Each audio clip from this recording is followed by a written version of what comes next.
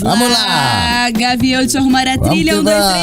Bem, amigos, falamos ao vivo em definitivo, haja coração. Bem, amigos, de hoje recebe ele, o empresário, frontman, né, da Top Link Music, produtora especializada em shows de rock, heavy metal, thrash, speed, death, doom metal, enfim, vem pra cá, Paulo Barão, haja coração, amigo!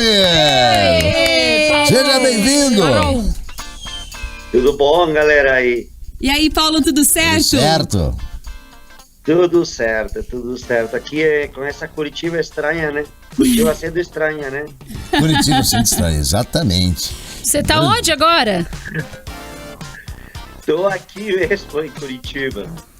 Tô como eu costumo falar, como eu passo viajando, quando estou em Curitiba é como se estivesse de férias em Curitiba. Olha só que maravilha. E é um prazer ter você em Curitiba e ter você aqui no Boa da Pan também. Você que é o cara que rodou o mundo aí, né? Produzindo os melhores shows de rock da atualidade. E eu já quero fazer uma pergunta, Paulo. Qual artista você mais se orgulha de ter trazido aqui pro Brasil?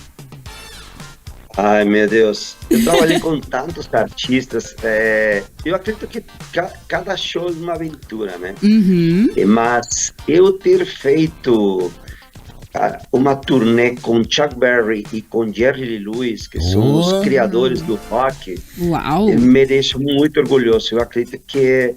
Porque eu começo de tudo, né? Eu que sou amante do rock, para mim ter estado do lado desses caras, não apenas em Curitiba, porque eu faço turnês de toda a América Latina, já fiz shows em mais de 50 países, e ter trabalhado com esses dois monstros, esses criadores do rock, realmente eu acredito que eles são o mais importante que ter trabalhado com outros artistas que podem ter sido de estádio, do que seja, mas é o começo de tudo, né? Legal, Que grande demais, Paulo. grandes nomes, né, Bacana. da cena do rock. E você tá de volta à frente aí do Angra também, né? Sim. Eu fui empresário do Angra por 7 anos, daí eu me demiti, estava muito cansado, precisava entrar de férias. E, na verdade eu estava empresariando 8 artistas, 8 bandas. Uau! E de repente eu fui pensando, quer saber, cara, preciso de fazer uma coisa para mim, ser um pouco mais tranquilo. São 33 anos que eu empresario artistas. Eu saí do México, eu sou mexicano, saí com 14 anos. E quando me mudei para a Espanha e depois para a Inglaterra, que a partir daí dos 20 anos comecei a empresariando artistas. Então eu falei, cara, preciso dar um tempo. Me demiti de todos eles. Depois da pandemia senti saudades, né? E eles me chamaram, me convidaram e aí estamos de novo. E quando você estava demitido, você estava trabalhando com o quê? Descansando, fazendo o quê? Não, na verdade, eu faço muitas coisas, né? Eu sou um workaholic. Eu criei um curso de show business. Que legal. Que coloquei ele com mais de 70 aulas. Depois, estava escrevendo a segunda parte do meu livro, Rocking All My Dreams, a segunda parte. E comecei a produzir uma série de TV que nós estamos filmando. Se chama Garipeiro do Rock El Barão. E essa série vai estar pronta. Já estamos nos últimos 2 capítulos filmando para poder estreá-la, se Deus quiser, entre o mês de março e abril. Que demais. Grande Barão. Barão, me diz uma coisa, em que época você estava no Angra? De que ano a que ano? Esses 7 anos foram os quais anos?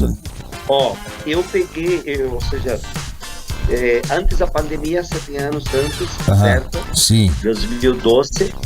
E aí eu comecei, mas eu já tinha sido empresário também do Xamã, que é outra banda do André Matos. Sim, eu que montei a banda do André Matos na época, o Xamã. Não acredito. E depois passei a ser empresário do André.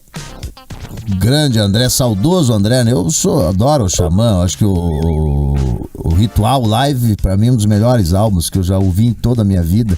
Gosto muito do Hugo Mariucci, o Hugo também é um baita guitarrista, né? O Hugo. E então os você. Dois irmãos, os irmãos Mariucci e o outro é o menino, o Luiz Mariucci, né? O guitarrista e o baixista. O Hugo é e o Luiz é o baixista.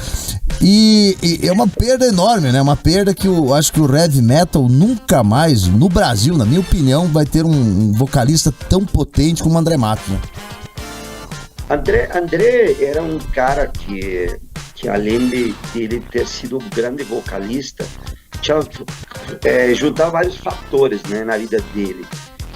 André era um cara que falava 6 idiomas, um cara que lia muito, sabia muito de cultura, um cara que viajou muito, muito cedo conseguiu a fama no Japão, na primeira banda que ele teve, né, que era o Viper. Então o André era um cara muito completo. No palco, ele dominava o palco incrivelmente, sabia falar muito bem. Um artista, eu acredito que a grande dificuldade de hoje é do artista ele passar a ser um rockstar, e o André passou para esse nível, sabe, ser um verdadeiro rockstar. E quando eu me refiro a rockstar, para que as pessoas entendam, estou falando quando você lembra como era um Ozzy Osbourne, como é um Axl Rose, como que era o Lemmy de Motorhead, o Slash, e desse que estou me referindo, um rockstar, um cara que domina o palco, que sabe se comportar e que se volta um ídolo, né? Então o André, eu acredito que teve essa maneira. Eu considero ele um dos meus melhores amigos que já tive na minha história. Foi ele que me ajudou quando eu decidi mudar pro Brasil. Decidimos montar o Xamã, ele acaba de sair do Angra, e se desenvolveu, conheci um pouco mais o André nessa época, e toda a bagagem cultural que ele trazia, sabe, que os próprios avós dele, o pai também era um cara que muito culto, então toda essa bagagem eu acredito que termina dando em uma rareza, e pode ser contado entre 1 bilhão de pessoas, né? Isso aí, exatamente. E você sente falta de grandes festivais, Paulo, em relação... Nós temos o Rock in Rio, de repente o Lollapalooza, mas algo voltado mais pro metal. Até esses dias estava aqui o Rafael Bittencourt, também estava o Felipe Andreoli falando algumas coisas sobre festivais, né? E a gente vê que o Rock in Rio é um grande festival, mas não é um grande festival de heavy metal, de rock mesmo. Sim. Você sente falta de grandes eventos voltados ao público que gosta do heavy metal? Sinto sim.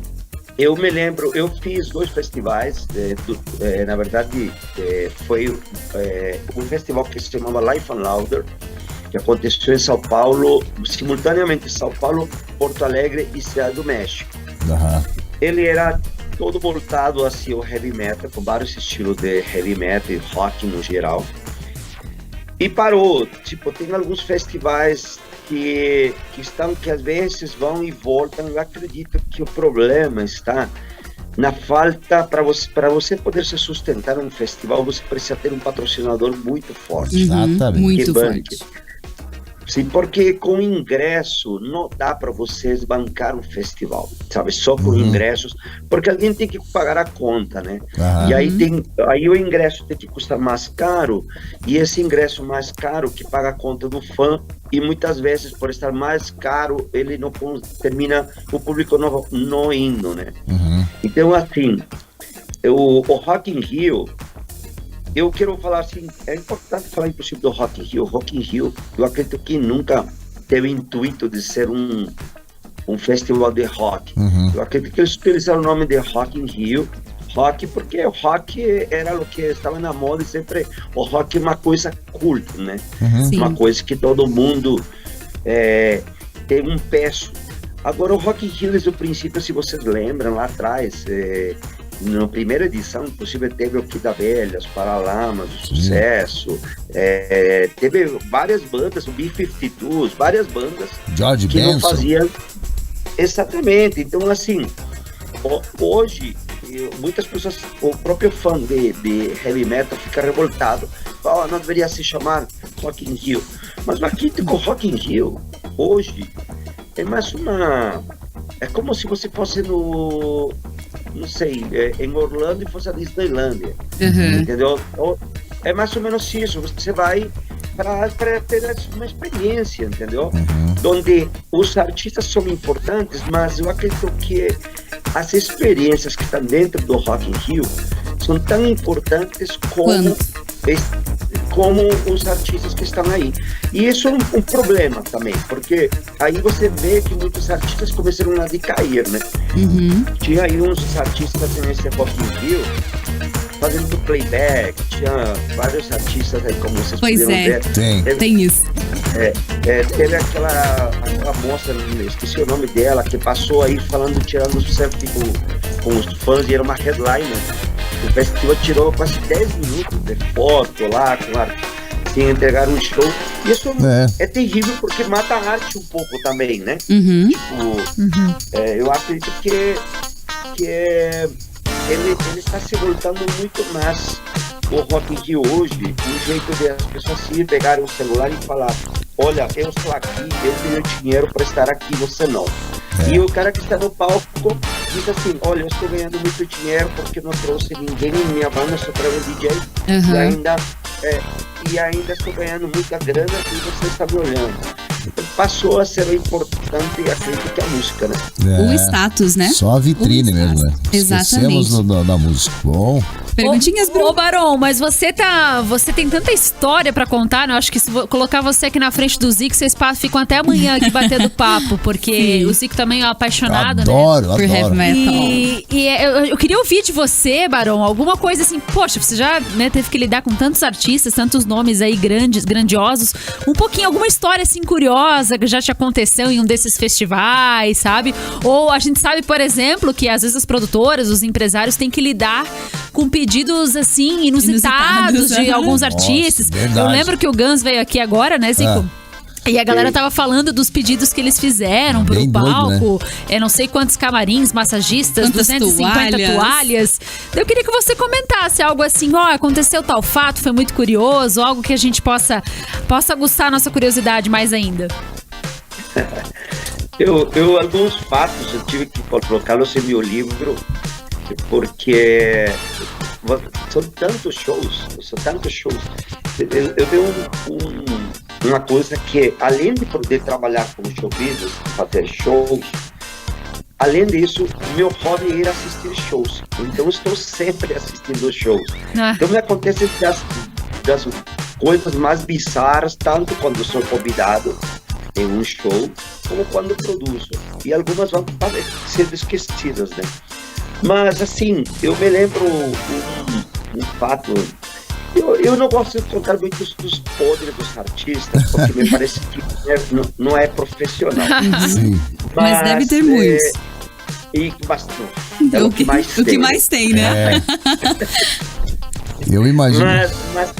Mas tem alguns fatos engraçados, assim, que me chamaram a atenção.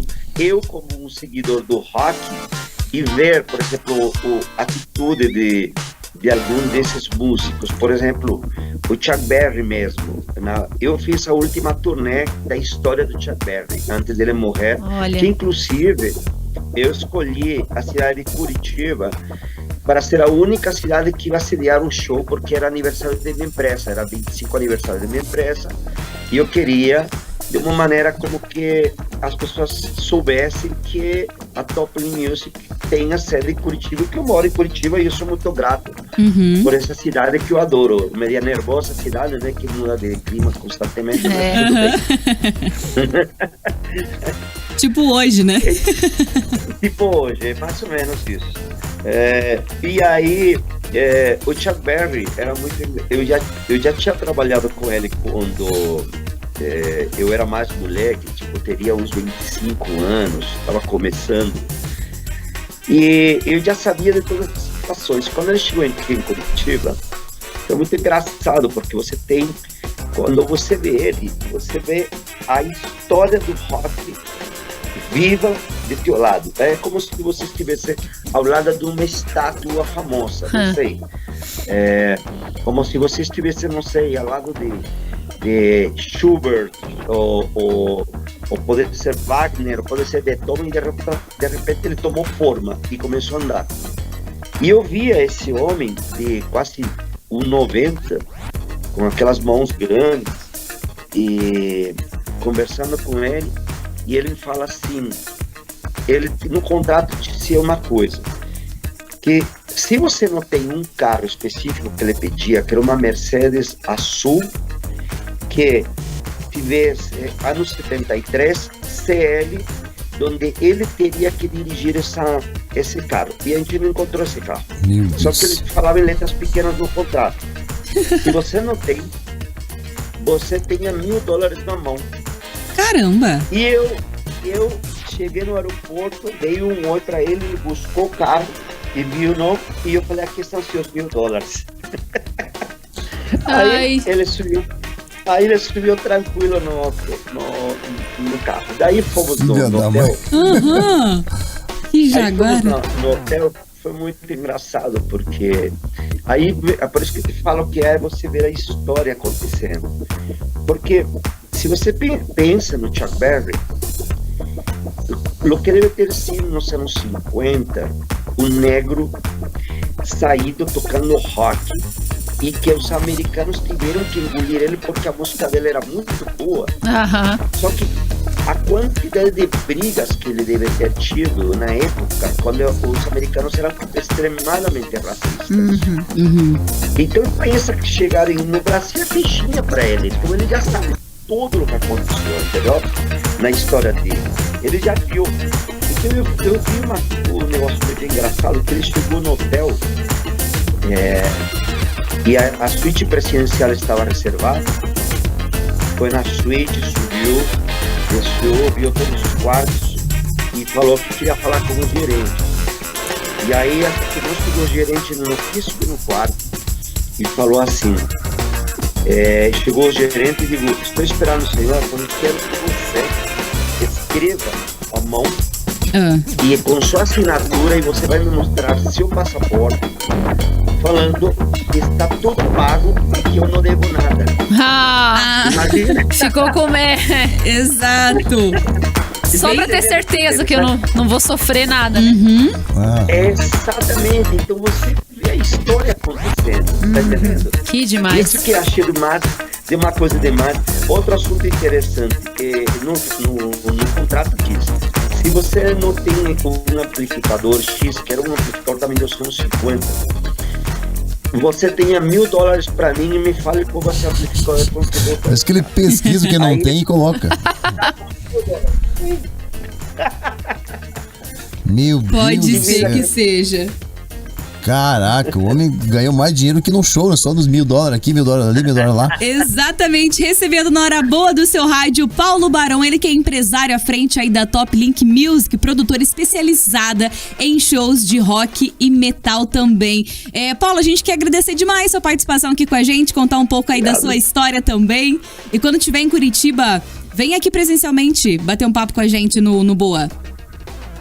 Tá bom, muito obrigado aí por interesse aí da minha história. Um abraço a todos vocês, se cuidem. Grande A gente que abraço. agradece. Valeu, Barão. Paulo Paulo Barão. Barão aqui com a Essa fera. gente.